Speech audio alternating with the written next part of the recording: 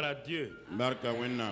Nous bénissons le Seigneur ce matin. Nous rendons grâce pour tous ses bienfaits. Nous exaltons, nous glorifions son nom, car son nom est merveilleux. Excellent Père de grâce, nous te remercions pour ce temps de prédication. Tu conduis toutes choses pour ta gloire. Tu poses ta bonne main sur nous. Tu nous diriges, tu nous conduis. Et que par le Saint-Esprit, tu conduis toutes choses pour la gloire de ton nom. Merci Père. Au nom de Jésus. Amen. Asseyez-vous dans sa présence. Ce matin, nous avons le culte, c'est le même message. Mais nous allons commencer ce n'est pas une formule, mais une manière de conduire les choses. Nous allons commencer ce matin et dans les jours à venir. Donc, l'intervention d'un nombre de jeunes frères qui vont participer au culte donc d'adoration par le témoignage. Et ce matin, je les ai appelés les prédicateurs de la nouvelle génération, les PNG. Les PNG. Les prédicateurs de la nouvelle génération. Ils seront chargés de résumer mon message du dimanche passé en 20 minutes pour que nous voyions comment les gens saisissent le message. Et ce matin, nous avons le privilège et la grâce d'introduire le premier de la série, le premier prédicateur de la nouvelle génération, pas le premier en termes de premier, le premier qui va intervenir. Et il a 20 minutes et c'est compris dans le message. Il va nous résumer le message. Réjouissons-nous, réjouissons Dieu par notre foi. Alors, ce premier prédicateur de la nouvelle génération, c'est Tabsoba Achille.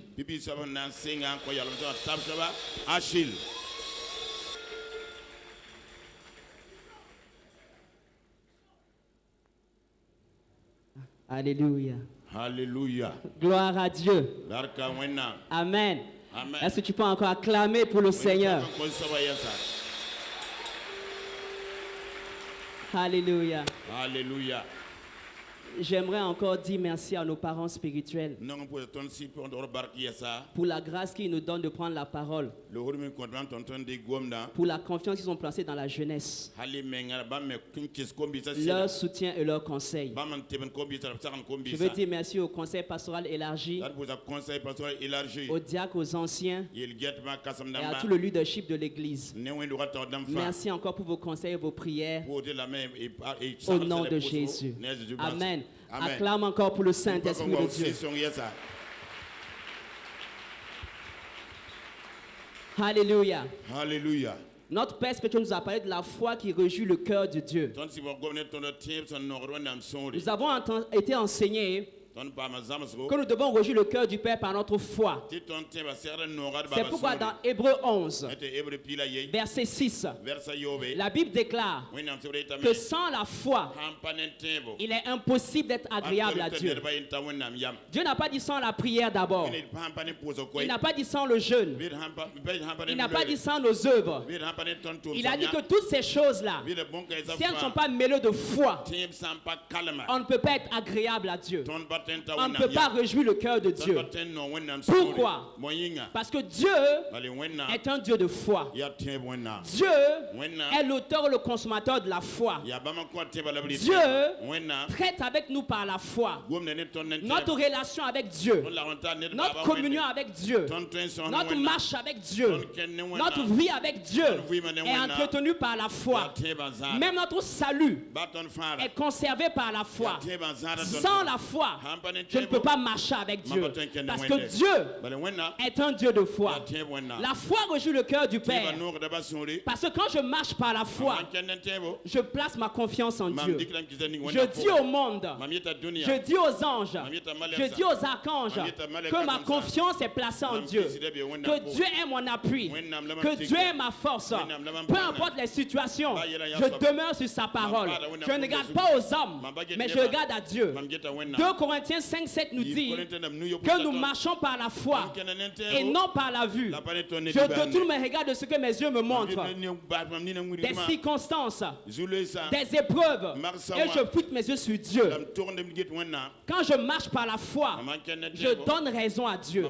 C'est pourquoi la foi réjouit le cœur de Dieu. Parce que quand je marche par la foi, je m'appuie sur lui, je demeure sur lui, je me base en lui, je place ma confiance en lui. Mais d'où me vient cette foi? Comment cette foi m'est communiquée?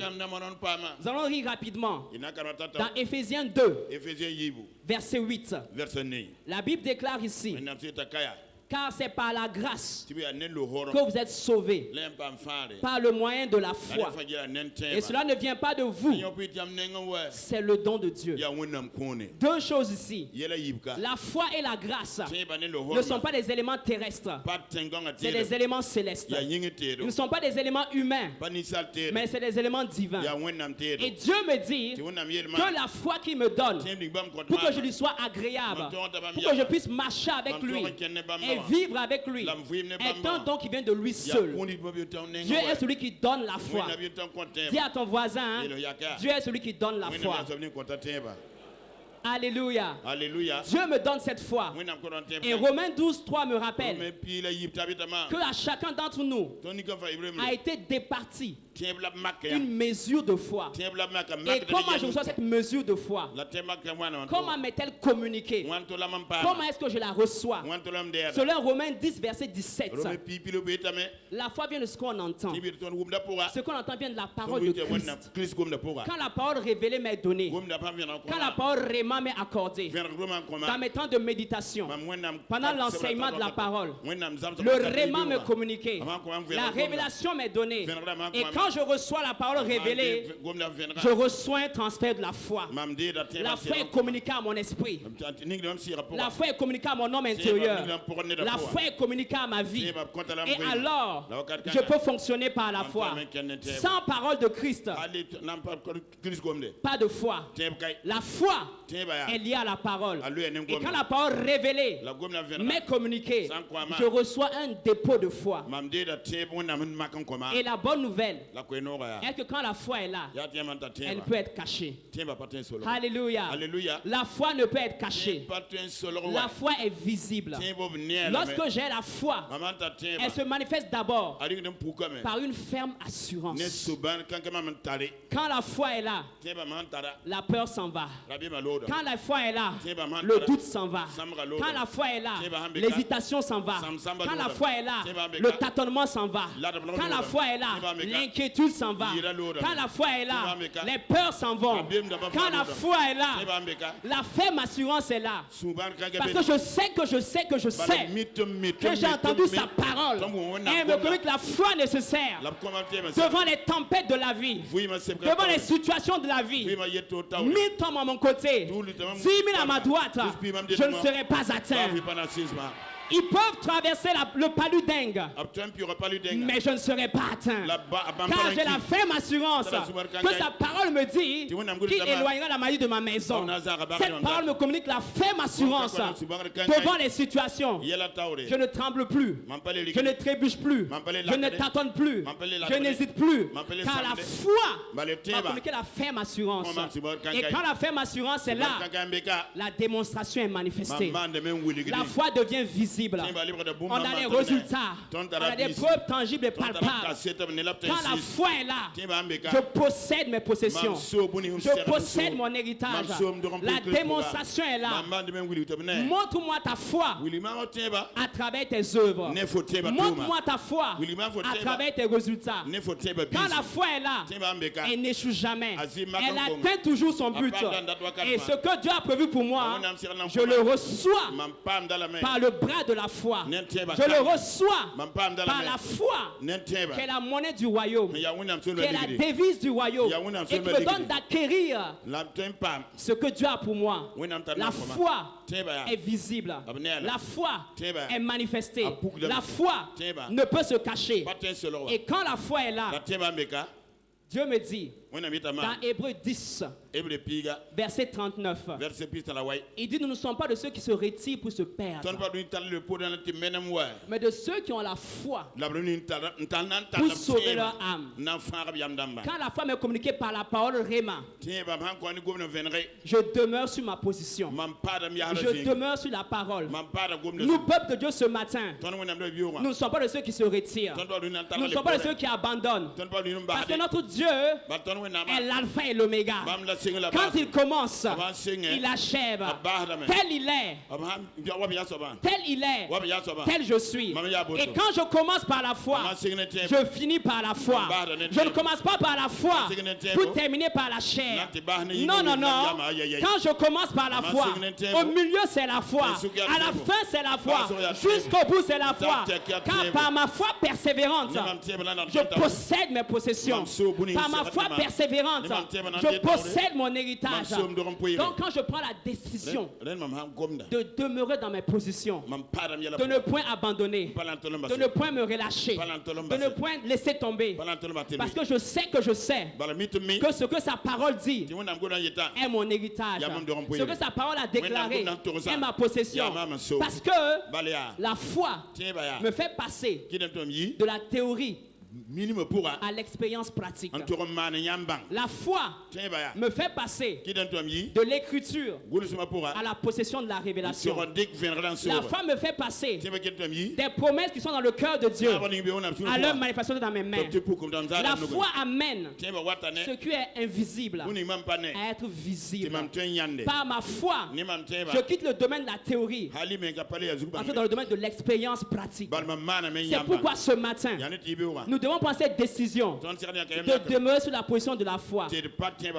Peu importe les tempêtes de la vie, peu importe l'intensité de la famine, peu importe l'intensité de la crise, peu importe les vents qui soufflent, je n'abandonnerai pas, je ne me relâcherai pas, je demeure sur sa parole, car je sais que que celui qui a commencé cette œuvre est fidèle. Il veille sur sa parole pour l'accomplir. Il a commencé avec toi, il achèvera avec toi. Il a été avec toi au commencement, il sera avec toi à la fin. C'est pourquoi, par ta foi, n'abandonne pas, ne défaille pas. Peu importe ta situation, demeure sur la parole que tu as reçue. Demeure sur la parole de foi. Demeure sur la parole révélée. Et ce que Dieu a prévu pour toi, tu prendras possession de cela dans le nom de Jésus. C'est pourquoi ce matin, tiens-toi sur tes pieds. Nous allons commencer à déclarer la parole. Alléluia. Alléluia. Gloire à Dieu. Ce matin, ta foi est manifeste. Alléluia. Alléluia. Tu vas dire avec moi, dans mes tempêtes, je fixe ma foi sur Jésus-Christ, l'auteur et le consommateur de ma foi. Je fixe mes regards sur Christ, comme Jairus, en face des mauvaises nouvelles. Je ne crains rien. Je crois seulement. Car sa parole est esprit et vie. Elle donne la vie là où il y avait la mort. Elle apporte les réponses à mes questions. Elle apporte les solutions à mes problèmes. Peu importe les situations, je crois à la parole. Comme Pierre, chaque fois que Dieu me parlera, je jetterai mon filet. J'agirai. Je n'abandonnerai pas. Comme à Canaan, je remplis le vase de ma vie, le vase de mon cœur, le vase de ma famille, avec l'eau de la parole. Et je la puise et je la mets entre les mains du Saint-Esprit. Et je vois ma vie remplie d'un vin nouveau. Le vin nouveau de la joie, de la paix, de la prospérité, du succès. Je ne suis pas de ceux qui se retirent, mais de ceux qui ont la foi pour sauver leur âme. Par la foi ce matin, je prends possession de mon héritage. Par la foi ce matin, je reçois ce que Dieu a prévu pour moi. Élève ta voix et parle en langue maintenant pour sceller ces choses-là dans le nom de Jésus.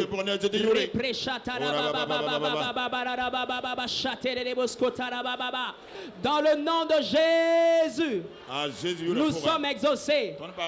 Tu vas dire avec moi pour terminer.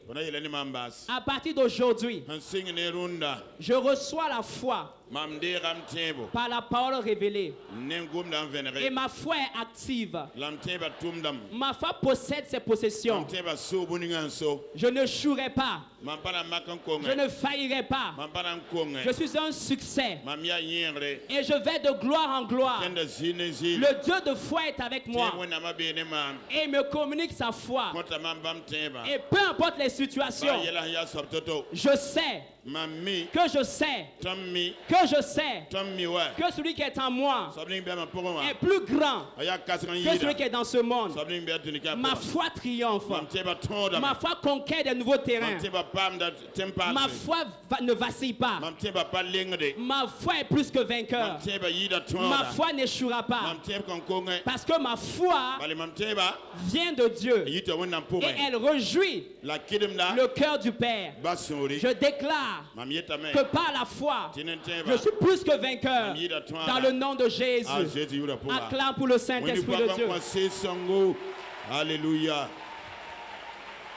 Gloire à Dieu. Gloire à Dieu. Amen. Amen. Asseyez-vous dans sa présence. La suite de notre thème sur la foi. Notre thème ce matin, donc, après ce résumé, notre titre est Quiconque regardait.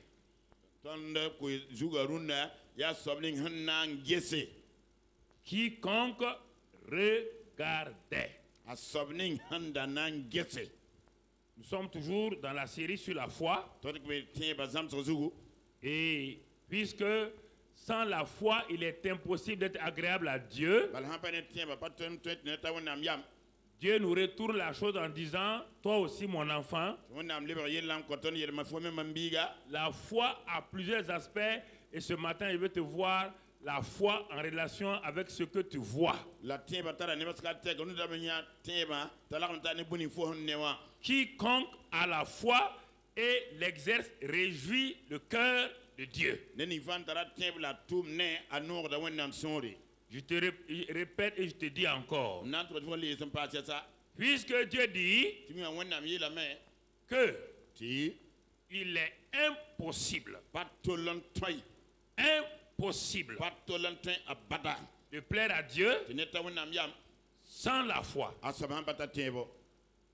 Alors, je te dis maintenant que quiconque a la foi et l'exerce, alors réjouit le cœur de Dieu.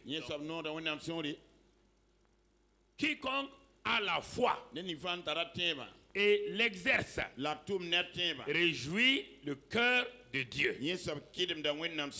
Alors, nous allons appliquer cela dans un passage de Nombre 21, verset 8. Nous tirons ça du Nombre 21, verset 8.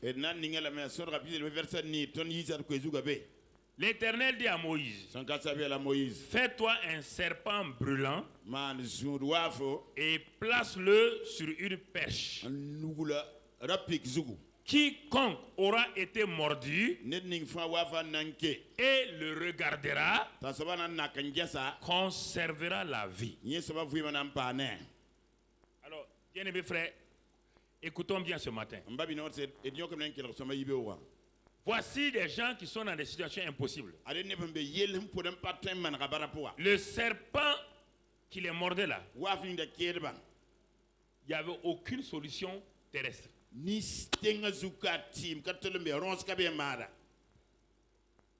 Aucune solution terrestre. Quiconque était mordu par ce serpent mourait. Alors, les croyants sont allés vers Moïse. C'est toi qui as l'habitude de parler à Dieu.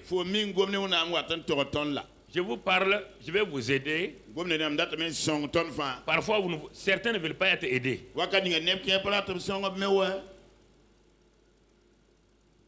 Je prêche pour t'aider. Moi, je suis dans ça il y a plusieurs années. Je vois les résultats dans ma vie. Si toi, tu ne veux pas progresser, ça te regarde.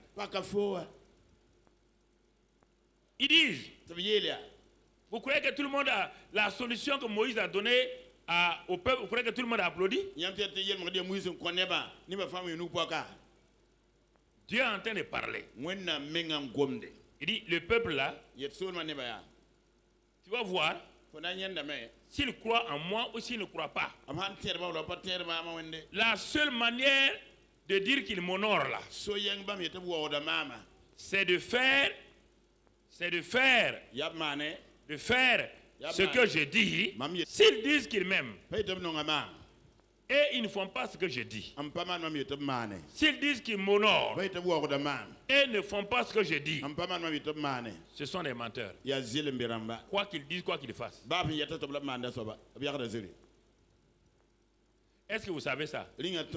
Pas vous croyez parce qu'on vient à l'église, on prie là. Non, non, non. Ce que je vous dis là, c'est ce que Dieu dit. Sans la foi, il est impossible que toi qui es assise là, rempli du Saint-Esprit là, parlant en langue là, que tu plaises à Dieu. Tu ne plais pas à Dieu. Tu es un parleur en langue qui ne plaît pas à Dieu. Tu es une parleuse en langue qui ne plaît pas à Dieu. Tu es un pasteur qui ne plaît pas à Dieu.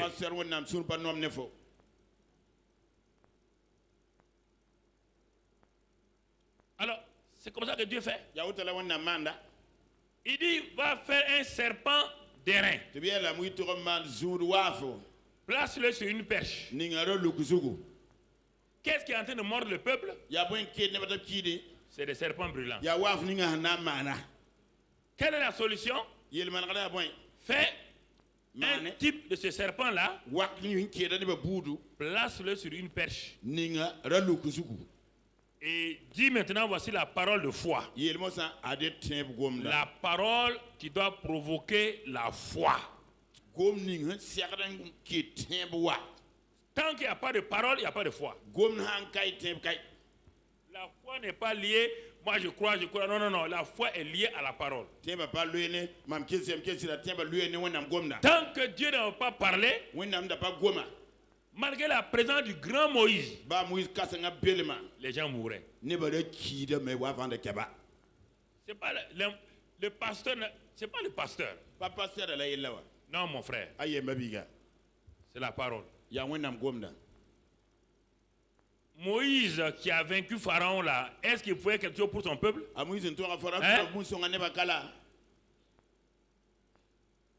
Le Moïse qui a ouvert la mer rouge là, son peuple mourait devant lui, est-ce qu'il pouvait faire quelque chose? Non. Moïse était dépassé. Il a vu ses propres limites. Il a vu qu'un homme sans Dieu n'est rien. Est-ce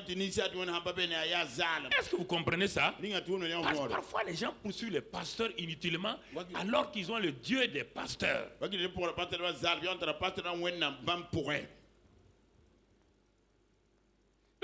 ce que Dieu dit à son pasteur là, c'est ça que tu dois écouter et non pas chercher le pasteur. Ils n'ont pas dit à Moïse, prie pour nous. Alors,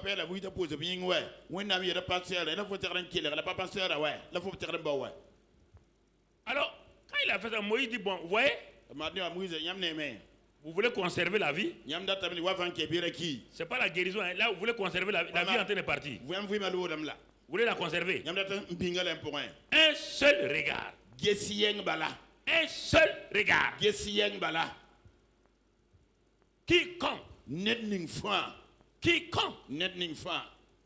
va regarder quiconque. On parle de qui?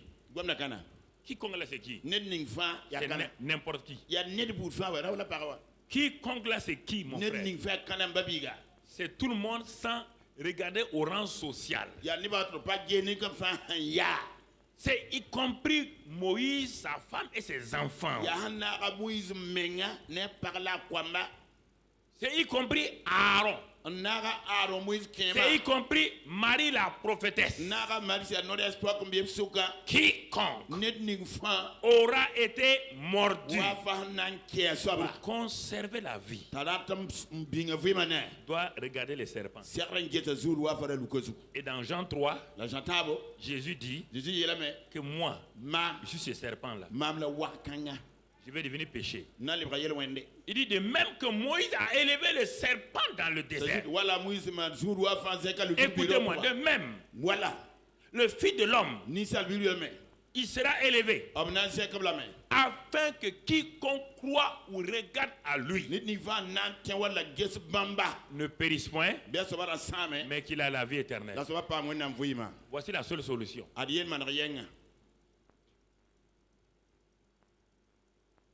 Je suis en train de vous parler de la foi depuis, disons maintenant, 1 mois et demi. Il n'y a pas d'expert de la foi. Il n'y a pas de position. Quiconque, l'intellectuel et l'analphabète.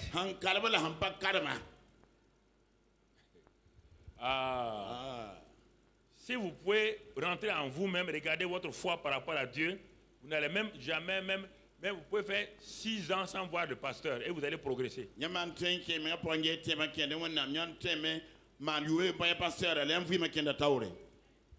Moïse n'avait rien à faire là-dedans. Moïse était soumis à la même parole que le reste du peuple. Tout pasteur est soumis à la même parole que le peuple de Dieu. Le pasteur n'est pas hors. Non. Quiconque, intellectuel, analphabète, riche ou pauvre. Car la morsure du serpent là, c'est ce que Satan a fait dans le monde aujourd'hui. Qu'est-ce qu'il a fait? Tant que tu ne vas pas croire à la solution de Dieu et par la parole, tu ne peux pas échapper. Quiconque, quel que soit son pays, quelle que soit sa taille, quiconque, qu'il soit homme ou femme, qu'il soit bébé ou vieillard, quiconque était mordu, quiconque perdait la vie, quiconque était en train d'aller de l'autre côté, devait simplement regarder. On n'a pas dit frère de prier. On n'a pas dit d'aller louer Dieu et sauter. L'aspect de la foi qu'on voit aujourd'hui, c'est l'aspect de la foi qui est égal à voir les choses invisibles.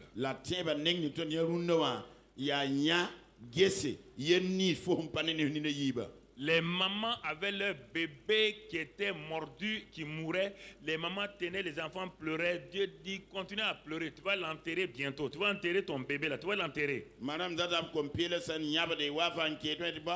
vas l'enterrer. La solution, c'est d'ouvrir les yeux du bébé. Est-ce que le bébé comprend? Il suffit que le bébé fasse quoi?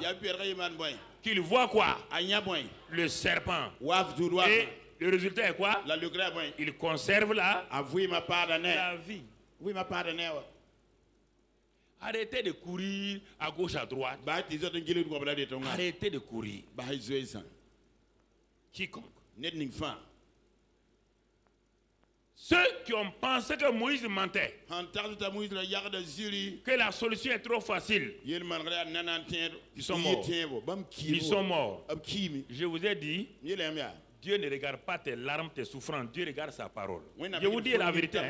Tu n'as qu'à enlever tes 2 yeux, la poser, laver avec Barakatigi. Ça n'intéresse pas Dieu. Il regarde ça. Il est il est concerné par ça. Il veille sur ça. Et le Saint-Esprit ne fera rien de contraire à la parole de Dieu. Ne croyez pas que le Saint-Esprit fait n'importe quoi. Hein? Il est lié à la parole. Dieu dit que la lumière soit. Le Saint-Esprit dit merci. J'ai eu mon épée. Et il a travaillé. La lumière est venue. Quiconque. Proverbe 4, verset 20. Quiconque regardait. Proverbe 4, verset 20. Qu'est-ce qu'il est dit là-bas, mon frère? Il est écrit dans ce passage, mon fils, sois attentif à mes paroles. Prête, vois bien, prête l'oreille à mes discours. Et ensuite, qu'il ne s'éloigne pas de tes yeux. Garde-les dans le fond de ton cœur. Et car c'est la vie pour ceux qui les trouvent. C'est la santé, ou dans d'autres versions, le médicament pour tout leur corps. Si tu avais pris ce passage-là, que je me dis depuis des années, ce passage-là, ta vie change. Qu'est-ce que Dieu dit? Il dit, puisque la parole est la source de la foi. Il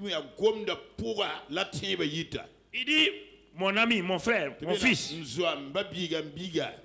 premièrement, prête attention que toute ta pensée soit sur la parole. Toutes tes pensées sur la parole. Si tu laisses d'autres pensées venir, tu vas avoir des problèmes. Quand tes pensées seront sur la parole, pour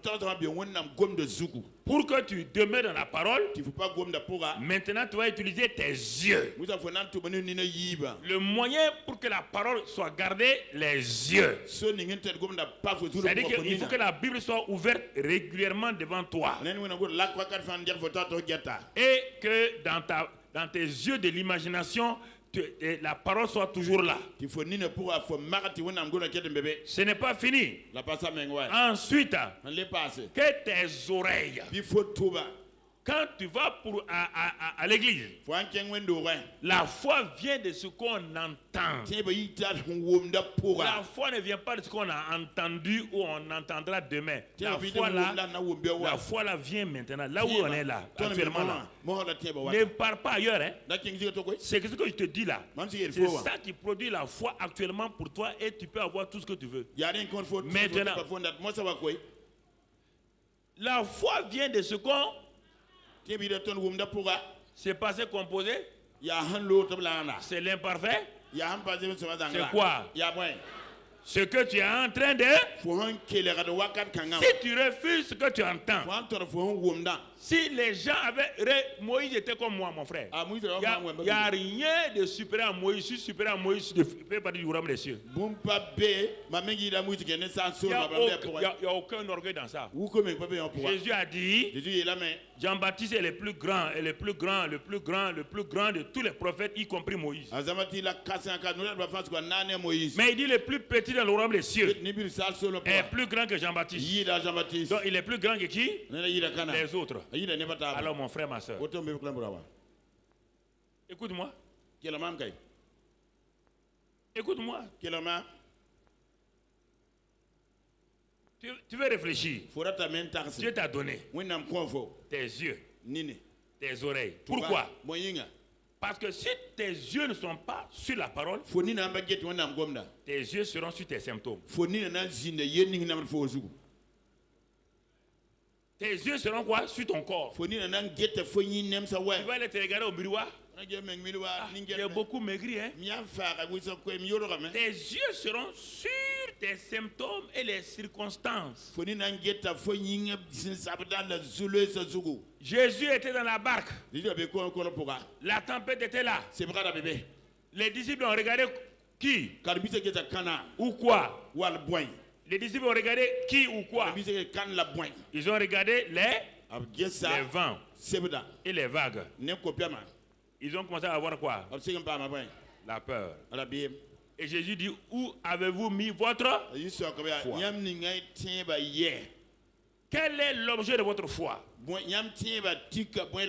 Ce matin, toi qui es ici, toi qui es en contact avec nous, il n'y a pas un ici qui n'a pas de problème. Mais ce n'est pas en pleurant, ce n'est pas en gémissant, non. Où as-tu mis ta foi?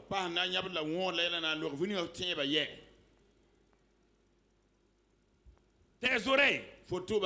Si tu ne branches pas tes oreilles à la parole que tu entends, plusieurs personnes sont en train de solliciter tes oreilles. Satan est en train de solliciter tes oreilles pour que tu l'écoutes. Le monde veut que tu l'écoutes. Les scientifiques veulent que tu l'écoutes. Tout le monde veut utiliser tes oreilles. C'est à toi, c'est un choix. Un choix de poser tes yeux sur la parole. Un choix de tendre tes oreilles à la parole. Un choix de mettre la parole dans tes pensées.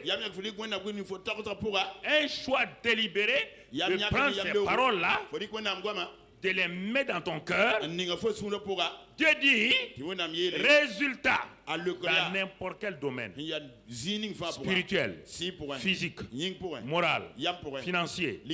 Quand tu fais ça, Dieu dit, c'est la vie. La vie. Dans ce mot vie, on ne parle pas de vie physique. Hein? On parle de succès, on parle de tout.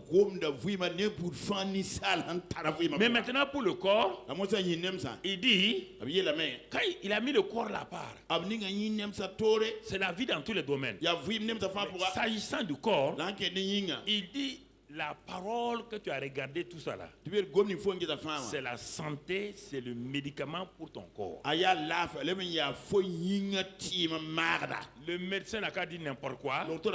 Dieu dit, je suis le premier des médecins. J'ai fait le corps. Je sais comment les guérir. Le seul médicament, les comprimés que j'ai, ce sont mes paroles.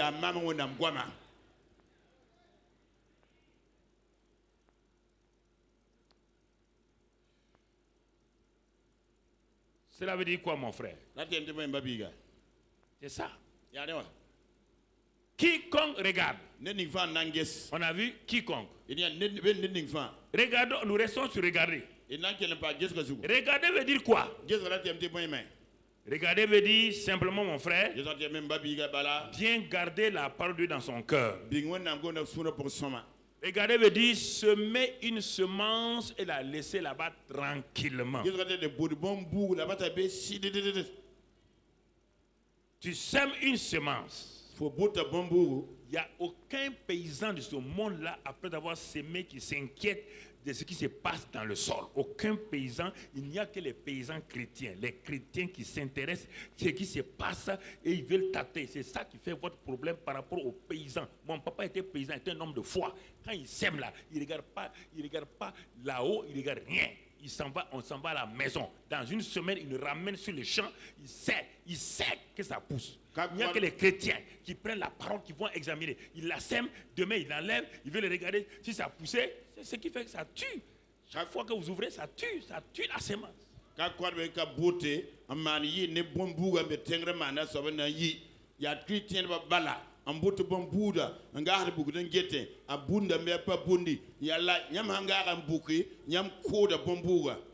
Regardez donc, ça veut dire, c'est semer, ça c'est dans Marc 4. Il dit quand tu sèmes, Marc 4, on ne va pas le lire, versets 26 à 28. Là-bas, Jésus dit que tu dormes ou que tu veilles. Jésus dit tu n'as qu'à prendre ton fauteuil, aller poser devant ton champ.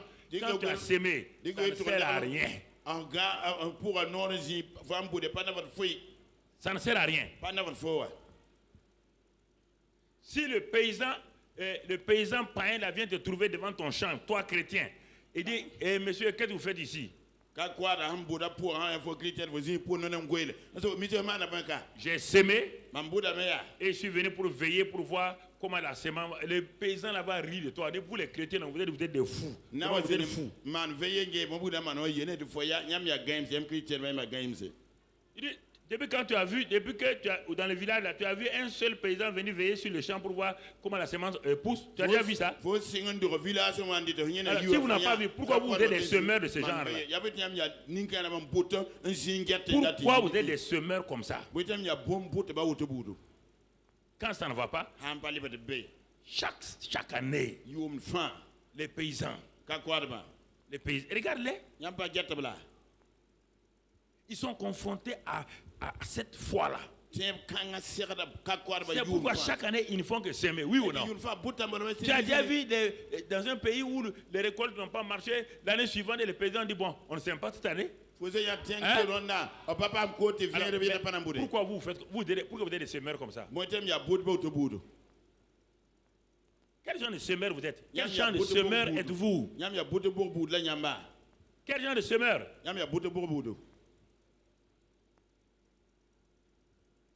Il n'y a que les chrétiens semeurs qui créent des problèmes comme ça.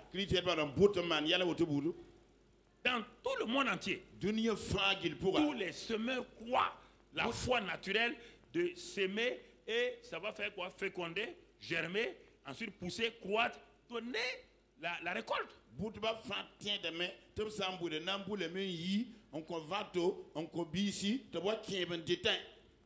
Il n'y a que les chrétiens qui ne croient pas ça. Ils s'aiment, ils viennent gratter. Parce qu'ils écoutent, l'ennemi leur dit, tu as vu, ça ne va pas aller. Ils regardent aux symptômes. Ils regardent si... maintenant, si ma douleur a disparu, la disparition de la douleur n'est pas la guérison. La douleur peut se taire et est en train de faire du travail terrible dans ton corps et puis pap, ça te sauve.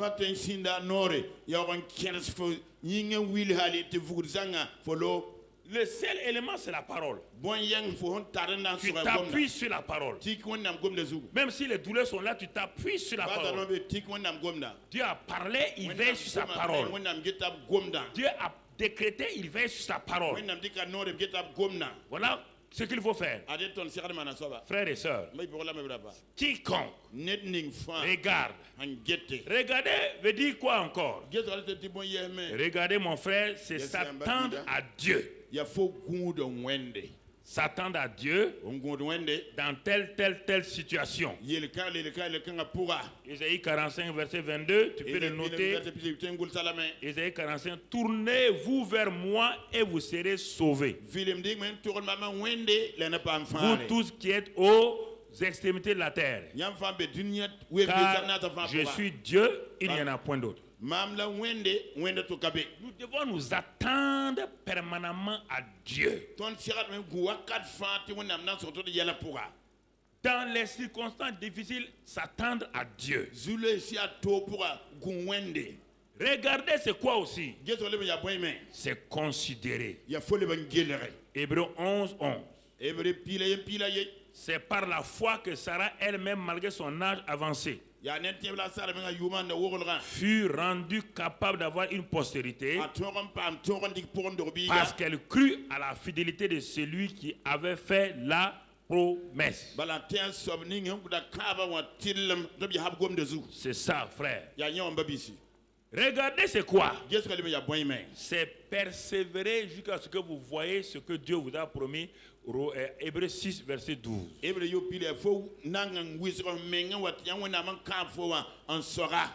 Tout cela est lié à cette expression-là, quiconque regardait. Ils ont regardé. Regardez. Ils ont refusé, ils ont imité ceux qui persévèrent. La foi et la persévérance, nous héritons les promesses de Dieu.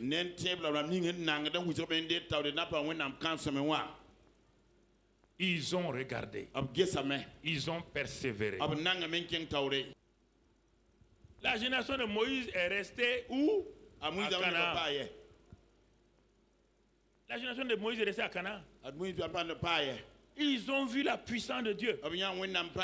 Au commencement là-bas en Égypte, ils ont vu comment Dieu agit. Ils ont vu comment Moïse les a entraînés au fur et à mesure. Ils sont venus se planter à Kadesh Barnea. Moïse dit allez et regardez le pays de la promesse. Regardez. C'est le pays de la promesse. C'est le pays, c'est votre héritage. Regardez, vous allez voir les belles maisons. Vous allez voir tout. Tout.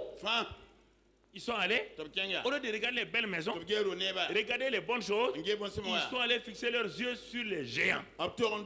Moïse ne nous aime pas, il veut nous faire tuer par les géants. Dieu a juré. C'est la première que Dieu jure. Il dit à Moïse, aucun de ceux-là ne verront la terre promise. Ramène-les au désert, ils vont mourir un à un. Toute cette vieille génération d'incrédules là, ils vont mourir dans le désert. Je suscite une nouvelle génération.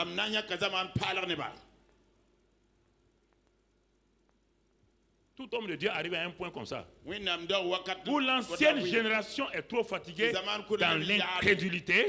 Il ne peut plus fonctionner. Il raisonne. Ils discutent. Quand tu parles, ils sont habitués à toi. Ils sont habitués à Moïse. Même Aaron était habitué à Moïse. Il dit c'est moi qui suis allé te tirer du désert. Marie dit c'est moi qui t'ai tiré, c'est moi qui suis allé te montrer à la fille de Pharaon qui est. C'est nous qui étions avec toi ici. On a commencé l'œuvre de Dieu avec toi. L'œuvre de Dieu. Et c'est l'œuvre de Moïse. Si Moïse avance, tu dois avancer. Si tu n'avances pas, tu deviens une vieille génération. Ni Dieu, ni Moïse ne s'intéresseront à toi. À bon entendeur, salut. Écoutez ça. Commencez par la foi. Regarde. On dit de regarder. Regarde aujourd'hui. Quels sont les efforts que tu fais? Il y a 5, 10, 15 ans, tu prenais plaisir d'obéir à Dieu. Quand Dieu dit de faire ça, tu le fais. Aujourd'hui, c'est un problème. Pour te détacher d'un petit péché, c'est un problème. Tu fais des efforts. Quand Dieu dit bon, prie, maintenant pour prier, c'est un problème. Ça veut dire que tu es rétrograde. Si la prière n'est plus un plaisir pour toi, si mériter la parole de Dieu n'est pas, tu es rétrograde. Tu vis dans la chair. Le pasteur ne peut rien pour toi. Le pasteur lui-même doit se conserver comme ça. Lui aussi doit mériter la parole. Lui aussi, dans les temps difficiles, il doit lire et il doit prier.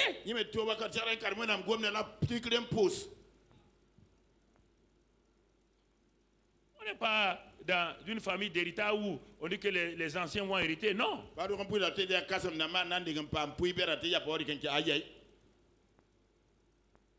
Dieu dit à Moïse, cette génération-là, ils ont vu ma gloire. Regarde comme ils ont vieilli dans leur foi. Je vais les enterrer moi-même un à un dans le désert. Et regarde cette génération-là. Ils ne sont pas encore circoncis. Ce n'est pas un problème. C'est eux qui vont rentrer. Faites attention. Regardez. Ce que Dieu nous dit. Quiconque la foi voit. Regardez Hébreux 11, verset 23 à 27. Hébreux 11, c'est par la foi que Moïse, à sa naissance, fut caché pendant 3 mois par ses parents. En ce temps, on cherchait tous les enfants mâles pour les tuer, oui ou non?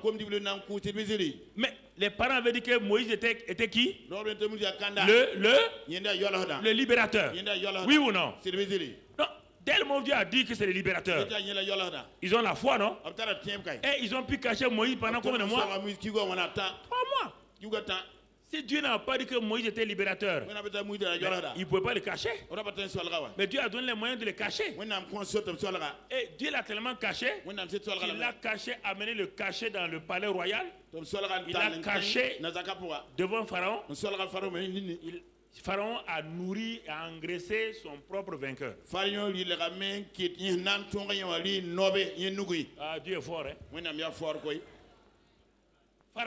Pharaon a élevé, a nourri, a habillé, a éduqué, a formé militairement, a exalté Moïse, l'a fait vice-pharaon. Et à ce moment-là, Moïse est parti, le même Moïse revient et il détruit Pharaon. Ça, c'est Dieu. Par la foi, 3 mois, la suite, la foi continue. Ça, c'est la foi de ses parents. Ça, c'est la foi de ses parents. Parce qu'ils virent que l'enfant était beau. Et qu'il ne craignit pas l'ordre du roi. Allons à la suite. C'est par la foi que Moïse lui-même maintenant, devenu grand, refusait d'être appelé fils de la fille de Pharaon. Est-ce que vous voyez la dynamique de la foi? Les parents de foi de Moïse ont inculqué, ont mis leur foi en action. Ça a permis de cacher Moïse, de le faire rentrer dans le palais royal. Ils ont communiqué cette foi à cette génération. Moïse est arrivé, maintenant il est devenu grand. La foi que ses parents lui ont inculquée, malgré le fait qu'il était en Égypte, élevé dans la culture de l'Égypte, il n'a jamais perdu cette foi. Mais pourquoi vous perdez votre foi quand vous êtes dans le monde? Pourquoi vous perdez votre foi? Dès que vous devenez ministrion, seulement vous perdez la foi.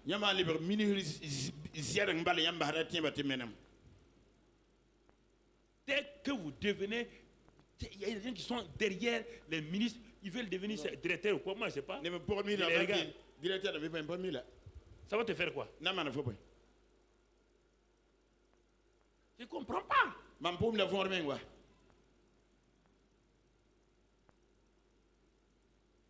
Moïse a été élevé. On dit dans les choses de l'Égypte, ça veut dire qu'on lui a montré comment la magie fonctionne.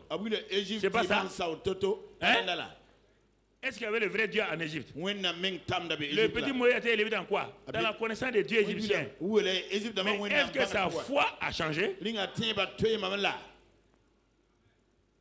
Pourquoi votre foi change quand votre environnement change? Pourquoi votre foi change quand votre environnement change? Dès que vous êtes dans un milieu, dans un bureau, vous perdez la foi. C'est de compromis en compromis. Ici, mais Dieu m'a caché en Égypte. Je suis dans le monde, mais je ne suis pas du. Je suis en Égypte, mais je ne suis pas.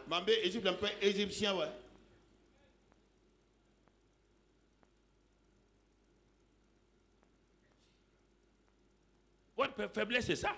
Dès qu'on vous met dans un environnement seulement, c'est fini. On dirait que votre main la tremble. Vous volez l'argent là comme ça.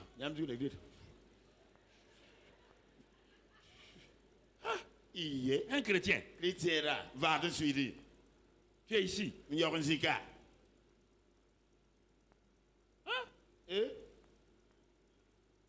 Dès que l'argent monte, les comptes la montent. L'argent monte, l'argent monte. L'argent monte. Tu le vois. Toutes les petites filles du coin là. Son affaire est derrière. C'est quoi ça? Je vais prier Dieu, il va tuer ton affaire là, toi. Quoi? Mais l'argent va te faire, toi tu deviens un bordelisme là. Faut pas me dire à faut quoi? Dès qu'on vous élève un peu, mensonge. Pas vous asseoir avec des gens, vous mentez comme eux. Hein? Les parents de Moïse ont introduit Moïse dans le palais royal. Ils l'ont introduit par la foi. Que cet enfant-là, il sera élevé dans la connaissance de l'Égypte. Il sera élevé partout. Oh, Dieu d'Abraham ne permet pas que les choses de l'Égypte le souillent. Qui a dit ça c'est bon. Premier niveau. Moïse a grandi. Il a sa propre volonté maintenant. Il peut annuler la prière de ses parents. Quand vous grandissez, vous pouvez annuler la prière de vos parents en choisissant vous-même. Mais Moïse a dit, si la prière de mes parents a été exaucée, on n'a pas pu me tuer. Et la prière de mes parents a permis que je rentre chez Pharaon. Et j'ai grandi, je veux continuer à garder. Regardez Moïse. Il sort avec l'armée égyptienne. Vous ne comprenez pas. Il sort avec l'armée égyptienne. Et les Égyptiens savent que Moïse là n'est pas égyptien. Ils savent qu'il est juif. Ils le savent. Ils le savent. Puisque quand la fille de Pharaon l'a eu là, elle a dit que c'est la fille de qui? Le fille de qui? Des Hébreux. Donc, tout le monde sait que Moïse est quoi? Bon, écoutez-moi maintenant. Il a grandi là-bas. Voici un jour, il sort avec ses garde-corps, ses militaires. Ils sont tous quoi? Égyptiens ou bien hébreux? Très bien. Écoutez-moi la foi là. Et il s'en va dans le camp des Hébreux. Dans le camp des Hébreux. Et il trouve les Égyptiens qui les surveillaient là en train de fouetter un Hébreu. Écoutez-moi. Vous ne comprenez pas la foi. Si vous comprenez la foi là, il trouve un Égyptien en train de fouetter un Hébreu. Moïse prend l'Égyptien là devant ses propres gardes égyptiens. Il casse l'Égyptien en deux. Il le pose. Est-ce qu'il y a un garde-corps qui a dit pourquoi tu as fait ça? Quand il est rentré au palais, il y a eu un problème. Il y a eu un problème. Regardez sa foi. Mais maintenant, Moïse revient le lendemain. Il trouve deux Hébreux, deux croyants, en train de se bagarrer. Il veut seulement séparer les deux croyants. Ce sont eux, avec leur incrédulité, qui vont faire courir Moïse. Donc c'est les chrétiens qui créent depuis le problème à leur leader que les choses. Oui, regarde la foi. Avec troisième niveau de la foi de Moïse. Lisons la fin du verset. Regardons la fin du verset. Il ramène un peu en arrière. À partir de 24. C'est par la foi que Moïse, devenu grand, refusa d'être appelé fils de la fille de Pharaon et aimant mieux être maltraité avec le peuple de Dieu que d'avoir pour un temps la jouissance du péché. Regardant, ouais, le mot regarder encore. Regardez l'opprobre de qui? Est-ce que Christ était là? Entre Moïse et Christ, il y a combien d'années? Il y a environ 4000 ans. Mais la foi a déjà vu Christ. Où? À travers l'agneau pascal de Exode 12. L'agneau pascal qu'ils ont donné là, Moïse a su que le vrai libérateur, son symbole c'est l'agneau pascal. Le sang qu'ils ont mis là, ça les a protégés. Moïse sait qu'il y a un il dit, il a commencé à regarder. Et il a quitté l'Égypte. Il ne s'est pas attaché. Vous êtes dans le monde, mais pas du monde. Mais pourquoi vous attachez au monde? Quand vous allez finir votre vie là, qui va vous accueillir? Le monde va pleurer sur vous un jour. Le lendemain, ils ont oublié. Oui, frère. Comprenons ces choses. Quand je dis ces choses-là aux gens, parfois ils ne comprennent pas exactement. Alors, regarde. Dieu, la foi voit toujours, la foi voit. Et quand elle voit, elle regarde. C'est pourquoi, mon frère, quand Dieu a regardé Abraham et Sarai, Dieu a vu Abraham et Sarah. Dans Abraham là, père qui n'a pas d'enfant avec sa femme Sarai là, Dieu a vu des nations. Et quand Dieu voit, il va parler.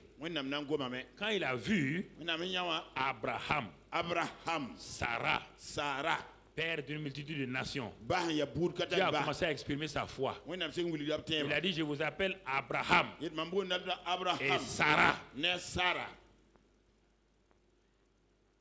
Dieu, la foi voit les choses invisibles. Ce que tu n'as pas vu, ça ne se passera pas. Abraham est visible physiquement.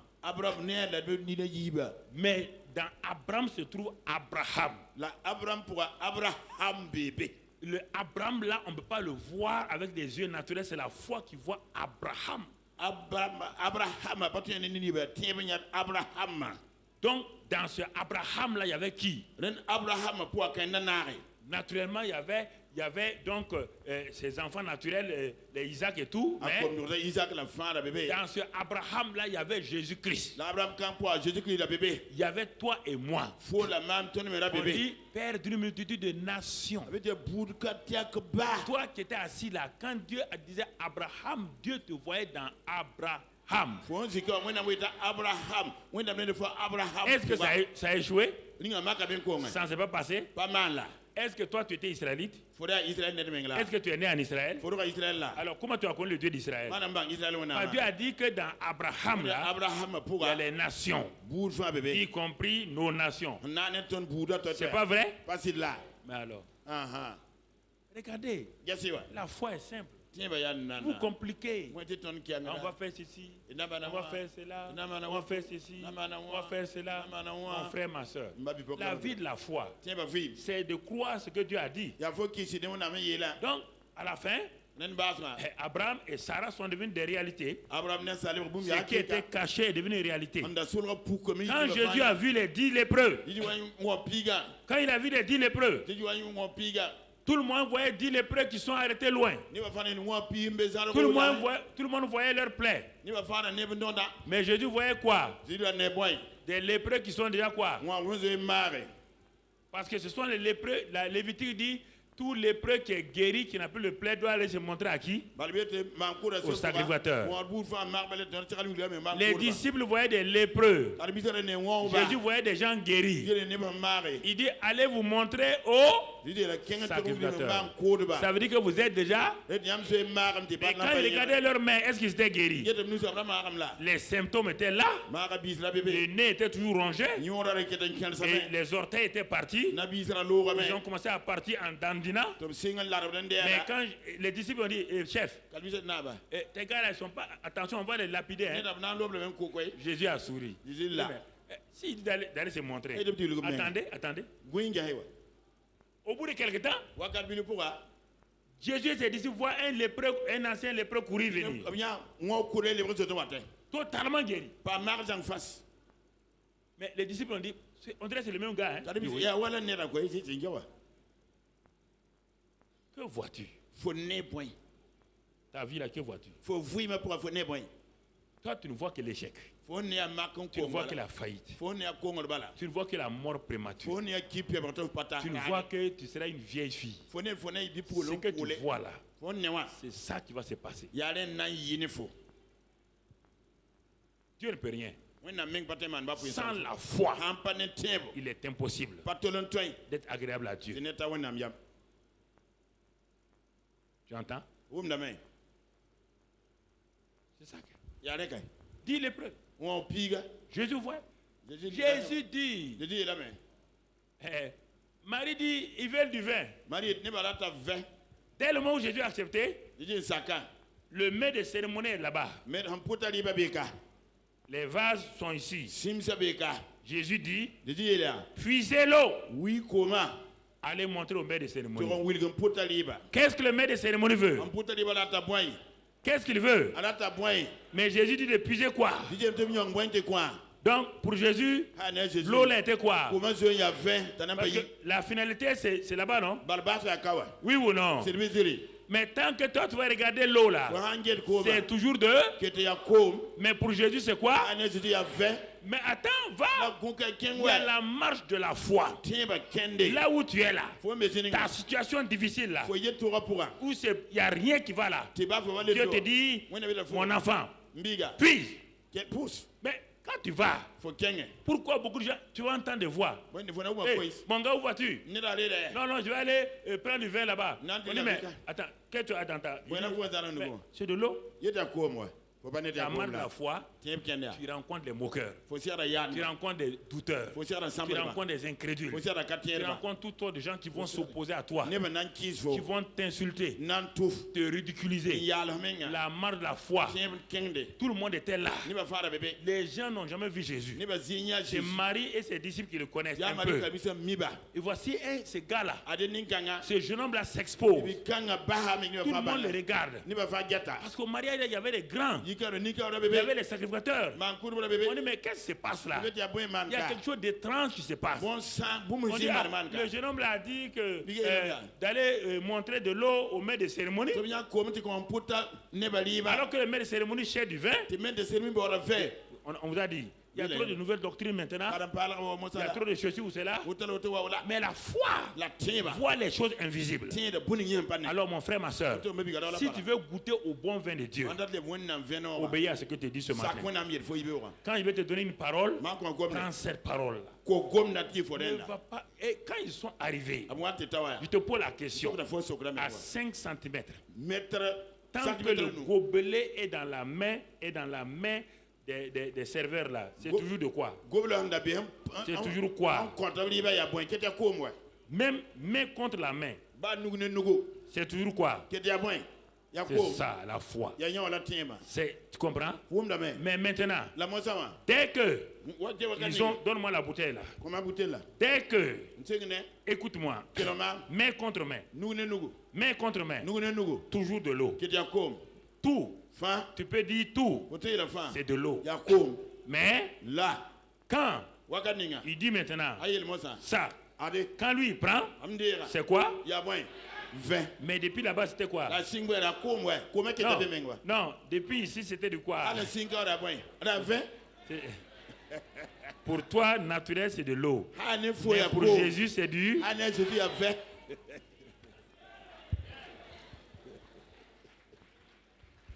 Pour Jésus, c'est du vin. Est-ce que Jésus a été étonné? Le maître de cérémonie cherche quoi? Le maître de cérémonie cherche quoi? Jésus vous a dit d'aller donner de l'eau à ce maître. Il a dit d'aller donner de l'eau là-bas.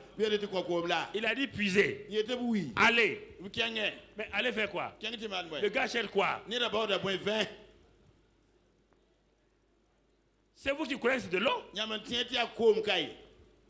Vous croyez que votre vie c'est de l'eau. Cette eau de la parole là, l'eau est incolore, inodore. Et c'est ça qui vous crée des problèmes. Et la parole de Dieu est comme ça. La parole de Dieu est inodore, incolore, sans goût. Si tu veux goûter la parole de Dieu, il faut que tu agisses. Quand tu agis maintenant, tu vois la couleur change. Tout change. C'est ça la foi. Regardez. Regardez frère. Regardez. Important. Il dit Naaman va plonger 7 fois. Il se fâche. Les gens qui n'aiment pas la foi là se fâchent quand on leur dit de faire des choses. Ils se fâchent. Il dit mais je suis venu ici. Le gars n'avait qu'à sortir. On a dit que c'était un prophète. Comment un prophète fait des choses bizarres? Non, un prophète a la parole de Dieu. Vous ne comprenez pas qu'est-ce que sont les prophètes pour créer des problèmes. Les prophètes ne peuvent pas s'asseoir et dire mais qu'est-ce que tu vois? Beaucoup de gens quand ils prient pour eux, ils disent pasteur, qu'est-ce que tu as vu?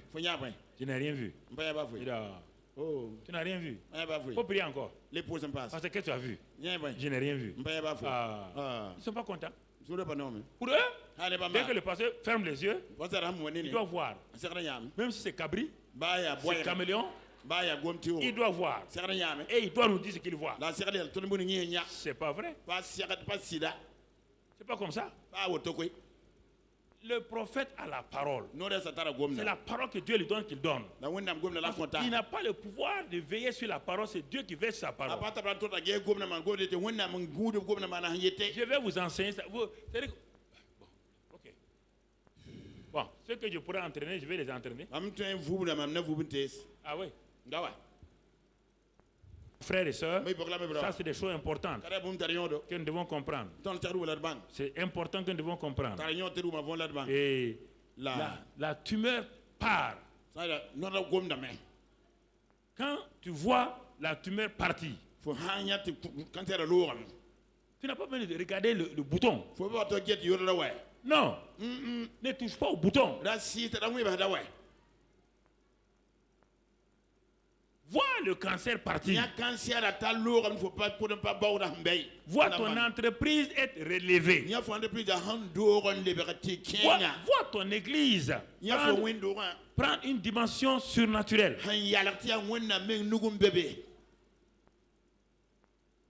Rien ne s'est passé ici sans que je ne vois d'abord. Rien. Quand je dis voir là, ce n'est pas des visions surnaturelles, c'est ce que moi-même je vois par la foi. C'est ça. Ce que tu n'as pas vu là. Ce que tu n'as pas vu. Ou bien ce que tu as vu et tu as mal vu. C'est ça le problème des gens. La foi a des yeux, des oreilles. La foi a une bouche, des pieds et des mains. Quand les yeux de la foi voient, les mains de la foi s'approprient. Ce que les yeux de la foi n'ont pas vu, les mains de la foi ne peuvent pas prendre possession. Non, mon ami. Ce que les yeux de la foi n'ont jamais vu, les mains de la foi ne peuvent pas s'étendre et prendre ce que les yeux de la foi n'ont pas vu. C'est pourquoi tu dois tout voir, tu dois voir ta famille. Tu dois voir ta vie. Il faut d'abord la voir avant de la réclamer. Tes yeux, chaque jour, voient tes péchés que tu commets. Mais tes yeux ne voient jamais tes péchés qui ont été placés par Dieu sur Jésus. On dit on va aller jeûner et prier pour tes péchés. Toi, tu peux jeûner et prier pour tes péchés. Je te pose, si tu ne peux pas jeûner et prier, qui va enlever les péchés là? Non, qui va les enlever? Dieu peut enlever ce qu'il a déjà enlevé. Hein?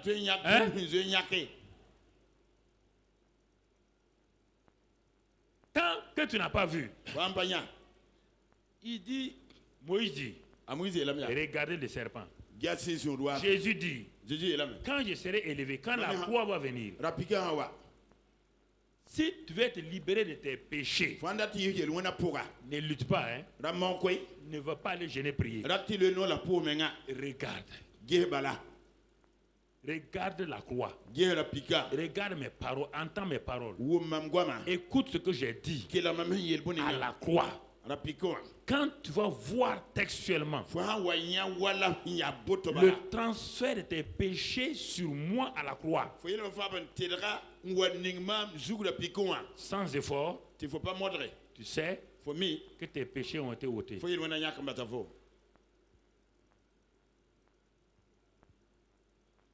Tu sais que tes péchés sont ôtés. Puisque Dieu dit que si tu vois que ton vieil homme, ta nature adamique, que tu as hérité d'Adam, tu ne l'as pas cherché. Du fait que tu sois né de la race d'Adam, tu as hérité la nature du péché. Tant que tu n'as pas vu que cette nature adamique-là a été crucifiée, qu'on appelle le vieil homme, a été crucifié avec Christ. Tant que tu n'as pas accepté ça, mon frère, ma soeur, tu as beau lutter avec ta nature de péché, tu seras vaincu. Personne ne peut avoir la victoire sans la crucifixion, sans la révélation de la crucifixion de son vieil homme. Personne.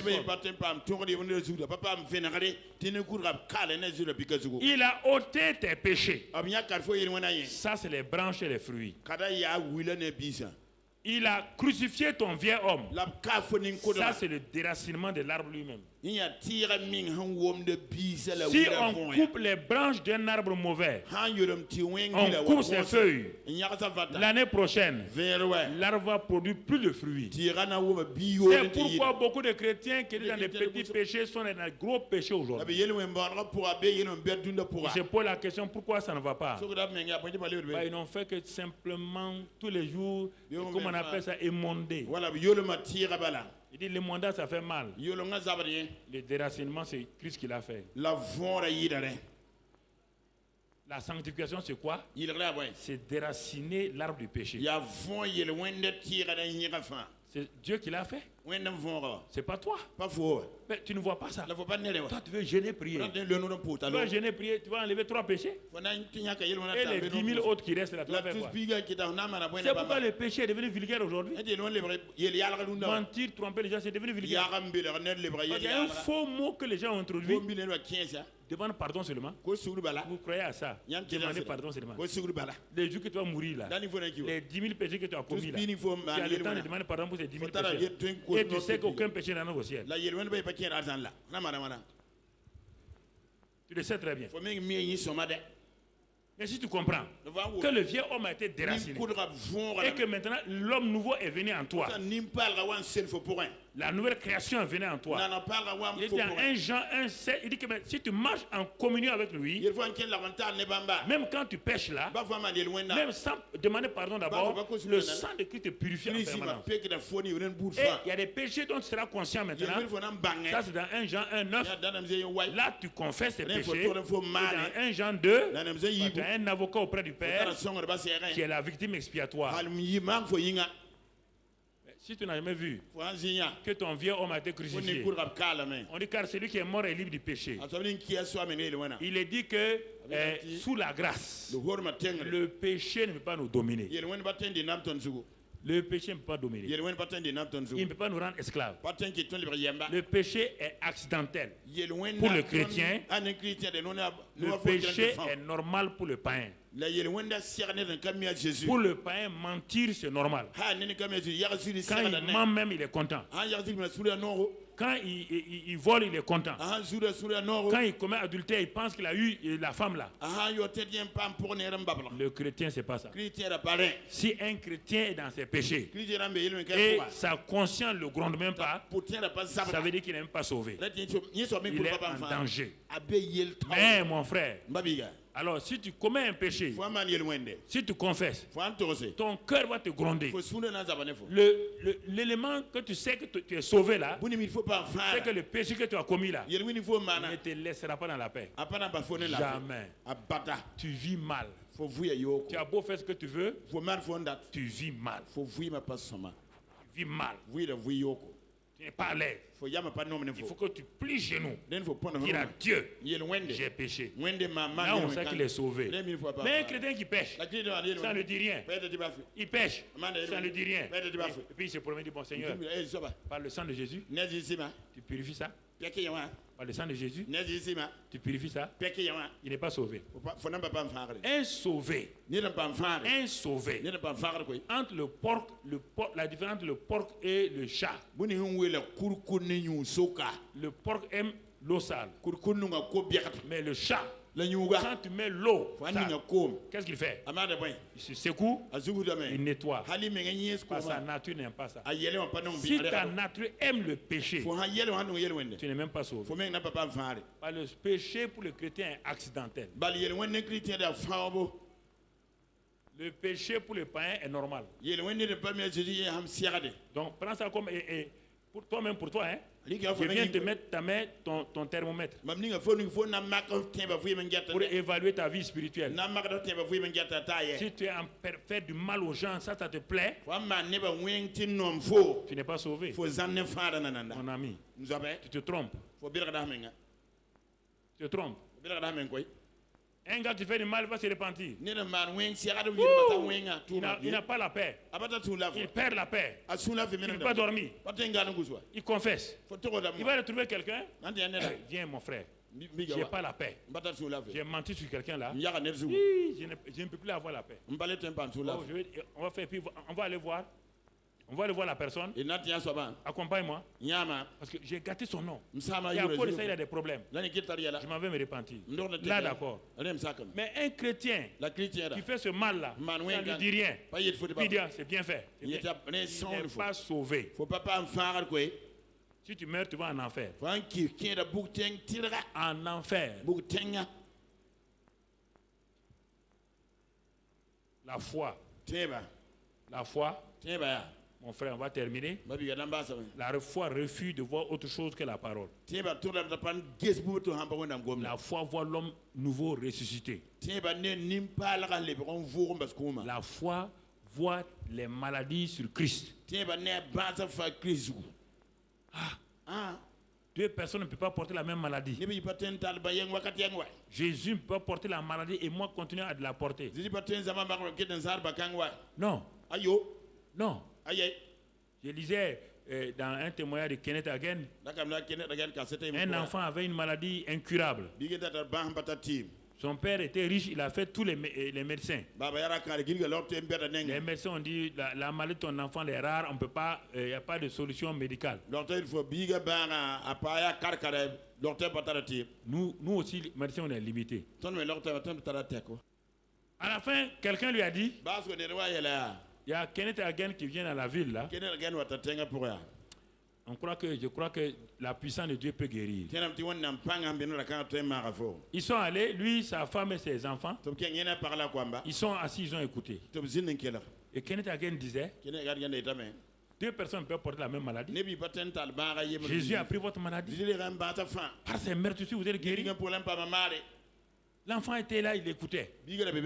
Les parents écoutaient, mais comme ils ne sont pas concernés, ils écoutent ça de façon évasive. Mais le petit garçon, sachant qu'il n'y a pas d'autre espérance, le petit garçon écoutait Kenneth Hagin. Chaque mot, il buvait ça. Ah bon? Jésus a pris mes maladies. Il a pris cette maladie dite incurable. Kenneth Hagin continue à dire, le petit l'a mise dans son cœur. Tu entends? Ses oreilles dans son cœur. Ça va devenir quoi? La vie et la santé. Quand ils ont fini, ils sont sortis avant de revenir à la réunion du soir. Maintenant, le papa dit à l'enfant, il est l'heure pour que tu aies tes médicaments. Parce que les médecins ont donné des médicaments qui peuvent apaiser. Bon, prends vite ton médicament. Mais l'enfant dit, papa, je suis guéri. Il dit, ah bon? Tu es guéri? Il dit, mais on était là, on écoutait l'homme de Dieu. Qu'est-ce qu'il a dit? Il a pris nos maladies. Jésus a pris nos maladies. Par ses meurtrissures, nous sommes guéris. Il a dit de proclamer ça. Moi, j'ai proclamé. Papa, moi, je suis guéri. Papa dit, tu es sûr? Mais papa, tu étais assis là-bas, non? C'est moi qui suis malade. Toi, tu ne peux pas avoir la foi. C'est pas toi qui souffres. C'est moi qui souffre.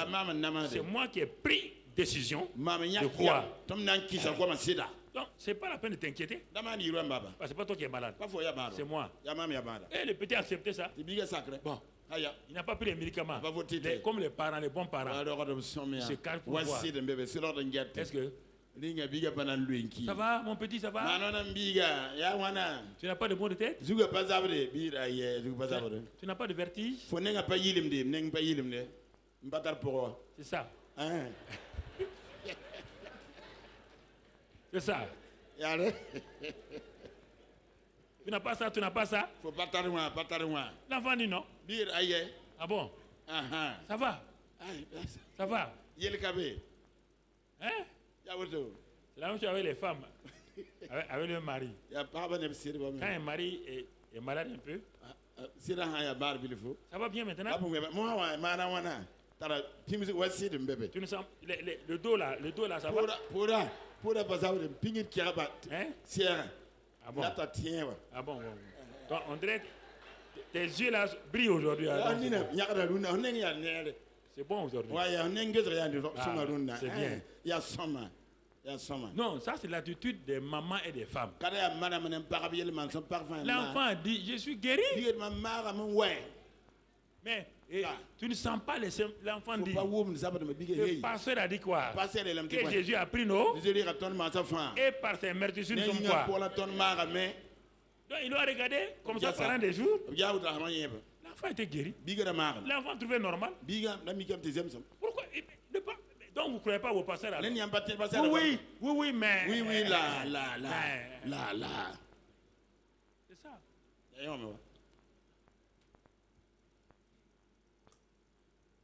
Ce matin, Dieu dit, Abraham, j'ai fait de toi père d'une multitude de nations.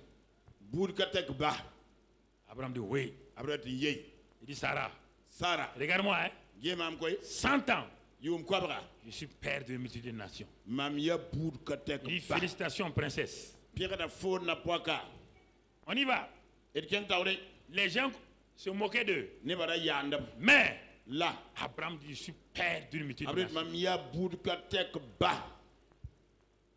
Dieu dit à Josué, dit Josué, les murs de Jéricho là, je t'ai livré Jéricho et tout.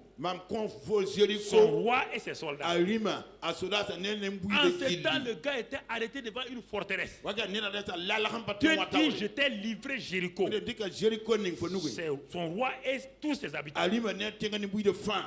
Josué dit, il vient au camp. Il dit, frère, Jéricho est tombé. Dit, ah bon, chef? Jéricho est tombé. Il dit oui. Il dit allons-y. Quand ils sont arrivés, ils ont vu les mirages.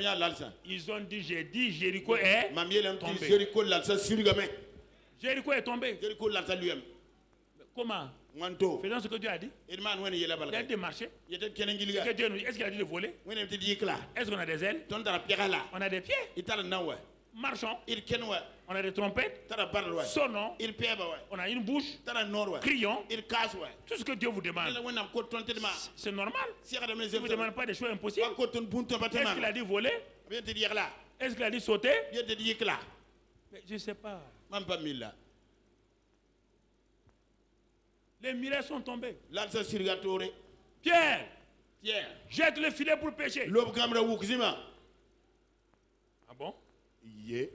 J'ai dit de jeter le filet. Il ne demande pas de réfléchir. Arrête. Genèse 1. J'ai dit aux mers, au fleuve, il se remplit de poissons. Les mers et les poissons n'ont pas raisonné avec moi. Les mers et les fleuves n'ont pas raisonné.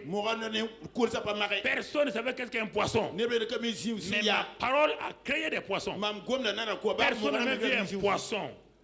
Personne n'a jamais vu un poisson. Mais ma parole a créé des poissons. Et les mers ont été remplies de poissons. Alors Pierre jette le filet et pêche. La mer les remplie de poissons. Sur ta parole, je jette. Mais pourquoi vous ne prenez pas contrôle de ça?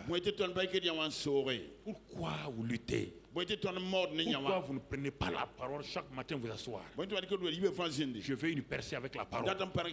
Je veux une percée avec la parole. Seigneur, quelle est la parole aujourd'hui? Tu as dit que l'homme vivra de toute parole qui sort de la bouche de Dieu. Quelle est la parole qui me fait vivre aujourd'hui? Je cherche une parole. Cette parole, je la mets dans mon cœur. Je me promène et je m'arrête au miroir. J'ai l'habitude de faire ça. Mamadou Karambili. Quand je me peins, je m'arrête au miroir.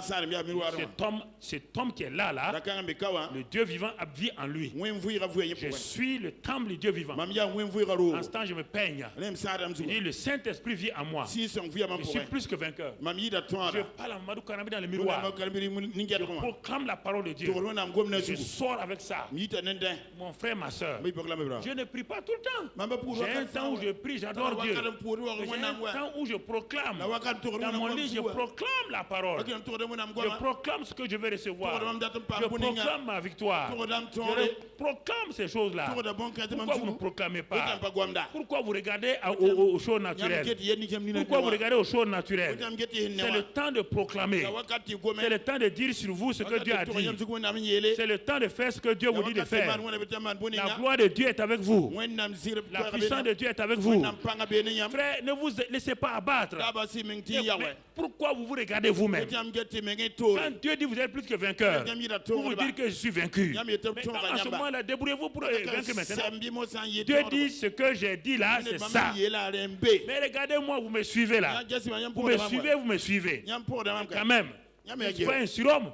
Je suis un homme comme vous, avec mes faiblesses. Et par rapport à mon âge, je devais même freiner maintenant. Je ne freine pas. Qu'est-ce qui me soutient? C'est la parole. Rien d'autre. Lève-toi et célèbre la parole ce matin. Lève-toi et prends possession de ce que tu veux. Regarde ce que Dieu t'a. Regarde un nouveau mari. Regarde une nouvelle famille. Regarde une nouvelle entreprise. Regarde. Dieu ne te condamne pas. Regarde une vision nouvelle. Regarde ce que Dieu a mis en toi. Ne te décourage pas ce matin. Ne sois pas découragé. Dieu dit, Abraham, tu es père d'une multitude. Josué, tu es livré Jéricho. Si tu es un Jéricho, Dieu t'a livré ton Jéricho ce matin. Tu es père d'une multitude ce matin. Tes maladies sont déjà guéries ce matin. Prends possession de cela. Ta prospérité est restaurée ce matin. La gloire de Dieu vient sur toi ce matin. La puissance de Dieu vient sur toi ce matin. L'amour de Dieu est sur toi ce matin. J'ai dit que tu ne seras pas vaincu. Tu ne mourras pas d'une mort prématurée. La mort prématurée n'est pas pour toi. La gloire de Dieu est pour toi. Prends, la parole de Dieu est en toi. La parole de vie est en toi. Dieu a préparé un bon mariage. Dieu a préparé une bonne vie pour toi. La gloire de Dieu est sur vous. N'ayez pas crainte. Dieu vous aime d'un amour réel. La gloire de Dieu est sur vous. La puissance de Dieu est sur vous. L'amour de Dieu est en vous. L'amour de Dieu est en vous. Les projets que Dieu vous a donnés se réaliseront. Tous vos projets se réaliseront. Votre ministère sera béni. Votre ministère sera grandi. Vous n'allez pas échouer. Le Saint-Esprit vient sur vous. Oui, je vois ce matin l'extension de vos familles. Je vois des bébés merveilleux. Je vois des chrétiens merveilleux. Je vois des nouvelles familles. Je vois une nouvelle génération qui s'élève. Je vois la gloire de Dieu se manifester. Dans le nom de Christ Jésus. Dans le nom de Christ Jésus. Dans le nom de Christ Jésus. Dans le nom de Christ Jésus. Dans le nom de Christ Jésus. Le Seigneur est fidèle. Il est fidèle ce matin. Il est fidèle ce soir. Il est fidèle aujourd'hui. Il est fidèle demain. Merci Père. Au nom de Christ Jésus. Amen. Acclame le Seigneur. Amen. Amen. Amen.